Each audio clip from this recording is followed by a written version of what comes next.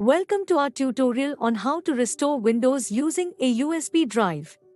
This is a simple and effective method that can be a lifesaver in many situations.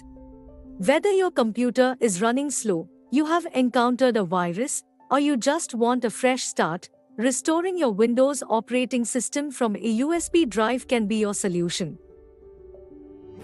Before we start, you'll need a few things. Firstly, make sure you have a USB drive with at least 8 GB of storage. Secondly, you'll need access to a functioning computer where you can download the necessary Windows files. Once you have got everything ready, the first step is to create a recovery drive. Go to the Windows website and download the Media Creation tool. Run this tool and follow the prompts to create a recovery drive on your USB stick. This process might take a while, so be patient. Now that you have your recovery drive, it's time to use it to restore your Windows. Plug the USB drive into the computer you want to restore. Restart the computer, and when it starts up, you should see a prompt to boot from the USB. If you don't see this, you may need to change your boot order in the BIOS settings.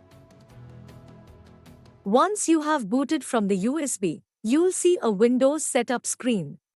Follow the prompts, and when you get to the part where it asks what type of installation you want, choose Custom, Install Windows Only, Advanced. This will ensure that you're doing a clean install of Windows. The installer will ask where you want to install Windows. Here, select the drive where your current Windows installation is. It will warn you that everything on the drive will be erased. Since you have already backed up your data, go ahead and confirm. The installation process will now begin. This might take some time, so be patient.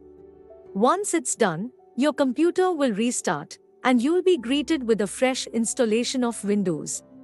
Congratulations, you have successfully restored Windows using a USB drive. Thank you for watching our tutorial. Remember, restoring your Windows operating system should be a last resort, and always ensure you have a backup of your important files. Stay tuned for more tech tips and tricks. Remember, subscribe.